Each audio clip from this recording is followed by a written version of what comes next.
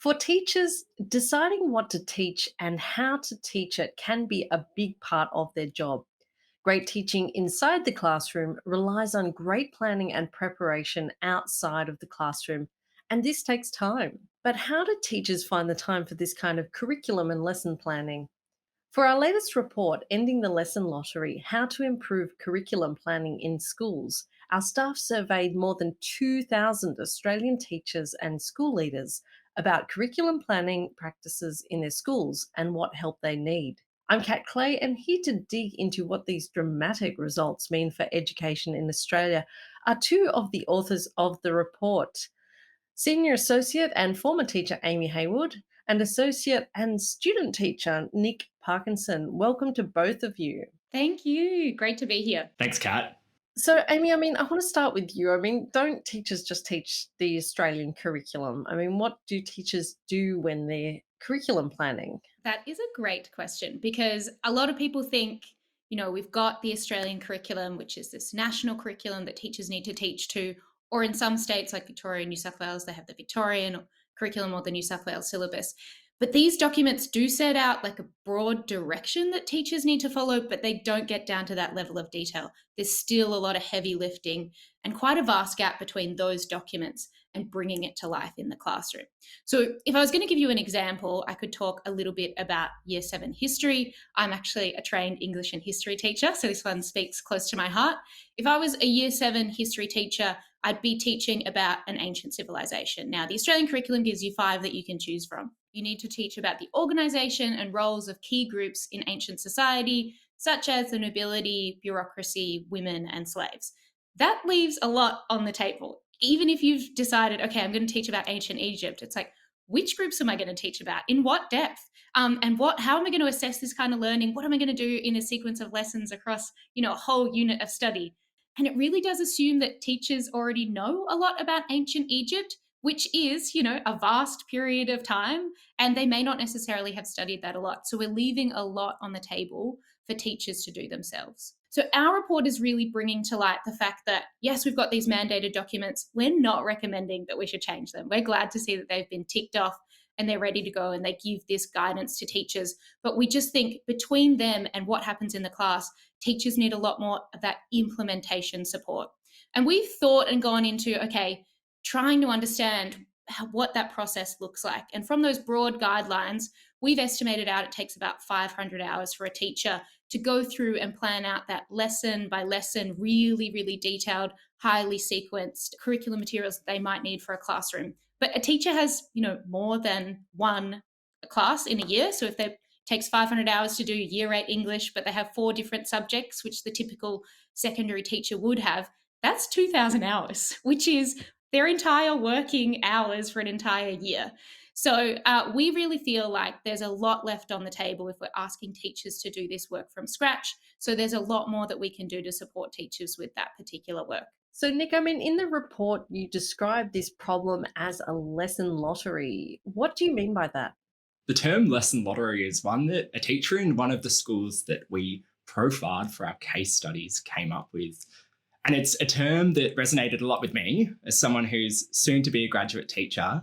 It's really the luck of the draw whether or not I will end up in a school which has a bank of really great curriculum materials that I can adapt for my class, or if I'll be scouring the internet and developing things from scratch. But this lottery is a lottery that plays out as much for students as it does for teachers, and we heard that time and time again throughout our research. What we mean by lesson lottery is that too often what can happen, given the broadness of the curriculum that Amy just described, is that teachers choose to teach different parts. They might choose to teach them in different ways as well, so that the approach that is used in one classroom might contradict that used in the classroom down the hall. An example of this that we heard was a primary school that had mapped out its whole curriculum, began this process that we're talking about in the report, and found that it teaches the book Tiddalik in every year level. So there can be this unnecessary duplication, but there can also be important critical gaps that students miss out on. And this makes life really hard for teachers too. It's not always clear what students have done in the previous year and what gaps might exist. So all this together is what we call the lesson lottery. And what it means is that even the hardest working teacher, while they can give their students something really high quality, they can't ensure that it's sequenced. so that what students learn in one year builds on what they learned before and bridges to what they'll learn in the future. This is bringing back memories for me of reading Playing Beady Bow multiple times at, I believe, primary school and then in high school. You guys surveyed more than 2,000 teachers and school leaders here, so that's quite a few. What did you learn about how teachers are currently planning in schools? Yeah, look, Kat, so I think your example from primary school is not an isolated incident. I went through the same thing. I'm sure that others also had those experiences in school, and certainly that's what our survey points to. So this survey, which is the first public survey of its kind from our understanding, asked teachers how they planned for their lessons and the materials they used in class. It provides a unique and quite worrying window into curriculum planning in schools. So when we talk of a lesson lottery, we can see how this plays out for most teachers.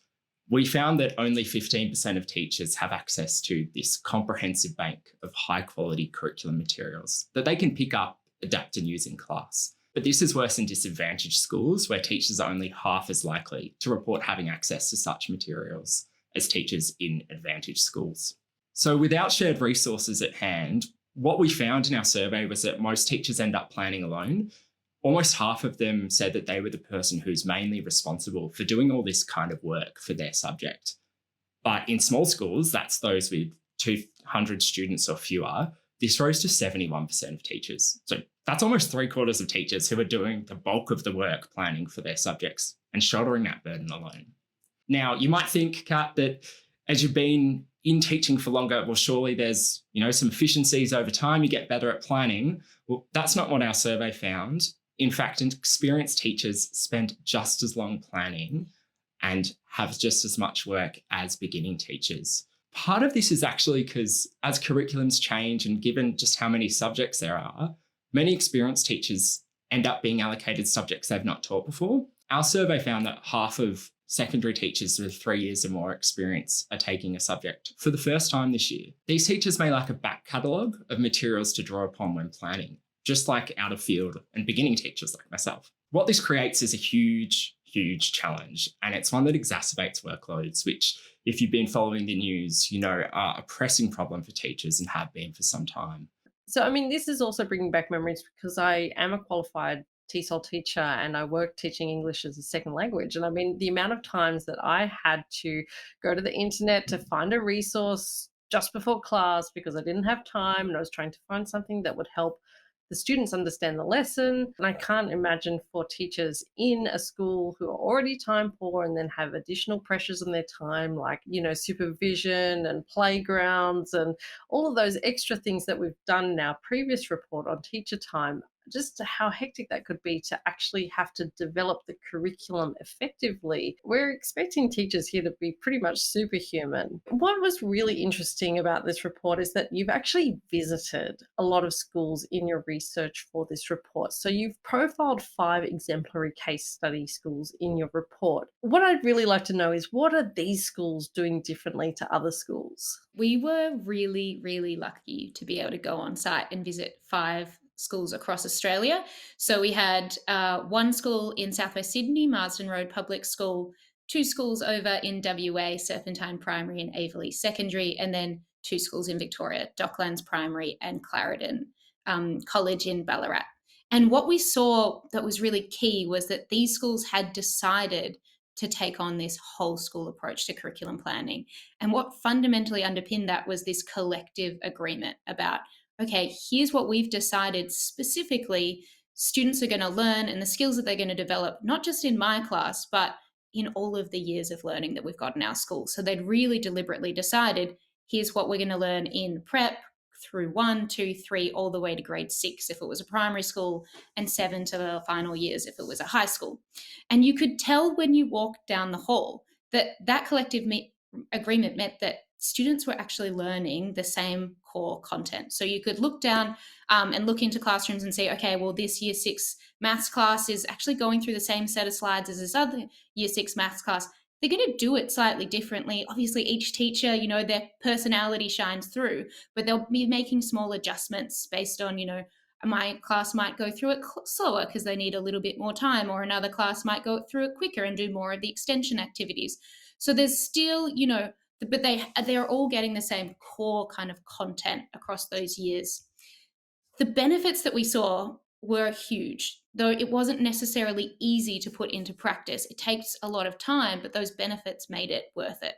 So for teachers, it actually reduced their workload quite a bit because it meant that they didn't have to plan everything. They didn't have to scour the internet, like you said, on their own. They could actually share the planning, and it meant that the planning that they did do, say if I was just planning one unit in a term, I could go into a lot of depth and I could really focus on exactly getting that particular unit of work and all the lesson materials just right and ready to go for all of the teachers that were also teaching that subject. We had one teacher tell us, they came to the school and their planning load just dropped by 2/3. They said it was absolutely enormous and this was quite revolutionary. It also meant that the time that they were planning for class actually shifted in terms of what they were doing. Rather than scrambling for what am I going to do in class tomorrow, they were actually thinking, I already have this book. I know I'm going to be reading this book with my students.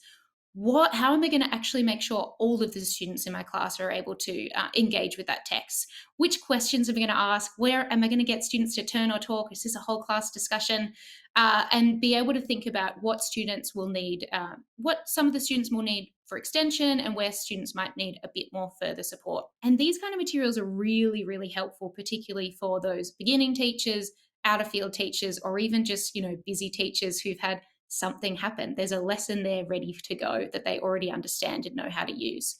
In terms of students, there's huge benefits as well because it reduces those gaps. We already know, and the teachers have come to this collective agreement about what's going to be learned in prep, year one, year two. It means that there's consistency and we're building this foundational knowledge over time. And that's particularly important for disadvantaged students who might not get access to that kind of school knowledge, that kind of knowledge base that comes through schooling. The other thing is it creates this sense of consistency for students. They just know, here are the expectations of this school. Here's what I should be learning in this class. And it runs right through all of the classes in their school. So there's a huge amount of benefit. We were really glad to be able to go in and visit those schools and see what a whole school approach looks like in practice. And I'd really encourage you to take a look at the report and see. And we will have a further report, I think, next year on how schools can actually implement a whole school curriculum. So, I mean, the big question is, in your survey, did you find any differences between the schools that had school-wide planning and those who didn't? The way we set up the survey allowed us to compare responses between people who had this whole school approach that we've been talking about and those who didn't.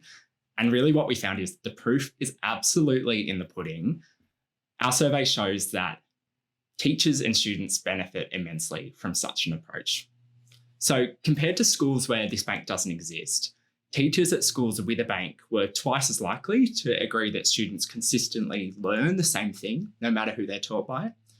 So these schools are really doing a good job at tackling this lesson lottery that we discussed at the start of this podcast. The other thing is that these teachers said they're more likely to have a shared professional understanding of what effective teaching is. They're also reaping the benefits in terms of workload. So they were nearly 4 times as likely to say that they felt satisfied with curriculum planning. And it's not hard to see why.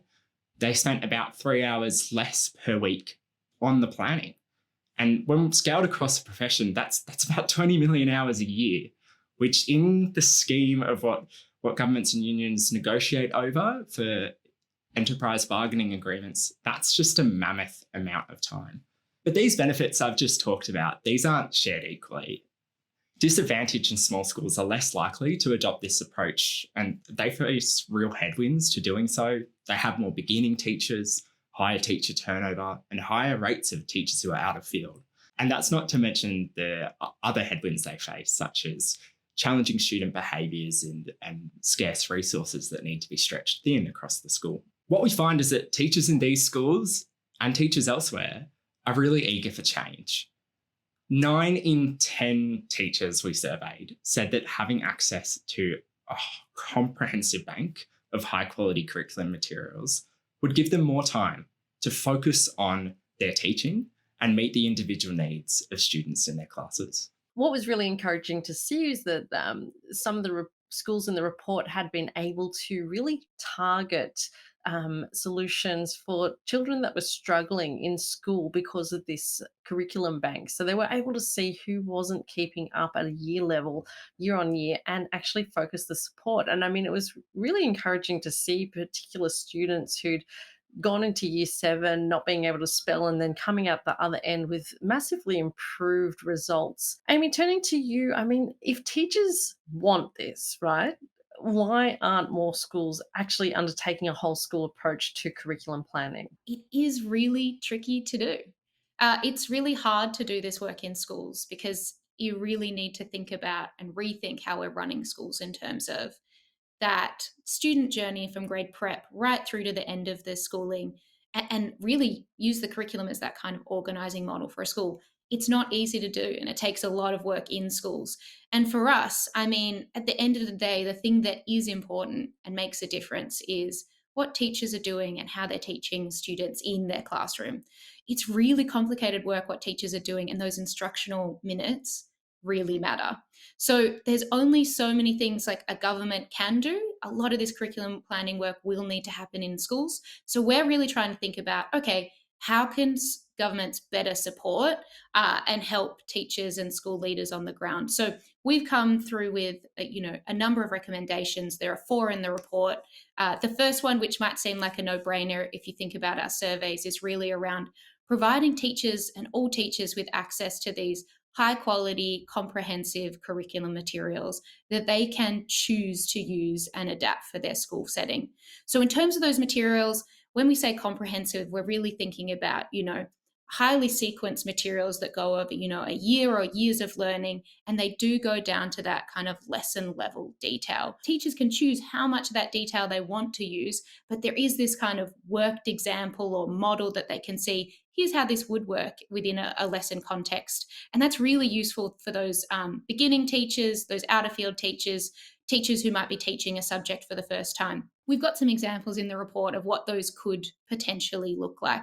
We think that making sure that those materials are available for schools to then adapt and use as they wish and as suits for their context is a really great first step. We don't necessarily think it's a silver bullet. We also think that there needs to be this large investment and a major boost in thinking about professional development for not only teachers, but also principals and those curriculum leaders. We saw across the case study schools, this whole school approach didn't happen without really strong leadership. And so we do need a lot of professional development and support for principals to actually lead that work and think about, okay, how is this going to roll out in my school? And then those curriculum leadership level, which is really those heads of faculty, they need to be able to be given the authority, time, and the expertise to actually go, okay, here's what learning is going to look like in my particular subject. If it's, say, secondary science, across year 7 all the way through to year 12. And then also for teachers, there's a lot of work. We can't just give teachers a material and think that our job is done. There's a lot of work needed for them to be able to understand, adapt it, and then come to that collective agreement in their school. Beyond just thinking about the materials and that professional development, we've also thought a bit about school reviews. And we think that there's some work to do there in terms of how we go in and review schools and think about the work they're doing. We think curriculum's, the vital thing that schools are being charged with doing is teaching our students the curriculum. So it should be a major factor in how we actually review schools. And we're not talking about those minimum standard, compliance reviews. We think every school should undergo, an improvement focused review where they actually look quite closely at their curriculum and not just, a tick and flick. Oh, yes, you've got a curriculum. It's documented somewhere. Actually looking at it and going, does this make sense how this has been sequenced? Are you teaching Tiddalik 6 times across your primary school? And then being able to look in and see how does that flow through into the classroom and does it make sense? Principals should be able to then get, some really clear feedback on what that curriculum's looking like, and that it should be aligned with the support that they need to help them improve that curriculum and the enactment in the classroom. The very final thing that we're recommending is an uplift in the amount of spending that we've got on research in the area. We just think that there's a lot that we don't necessarily know, and other countries have put a lot more investment into this area. So we'd be recommending some rigorous evaluation that means that we can learn the lessons from any investment and take them forward into the future. Thank you so much, Amy and Nick. It's always great to have team education on the podcast. I hope you've enjoyed today's chat about the education report. If you'd like to read it, it is available for free online at grattan.edu.au. If you'd like to talk to us further about this report, we're on social media on Twitter at Grattan Inst and all other social media channels at Grattan Institute. As always, please do take care and thanks so much for listening.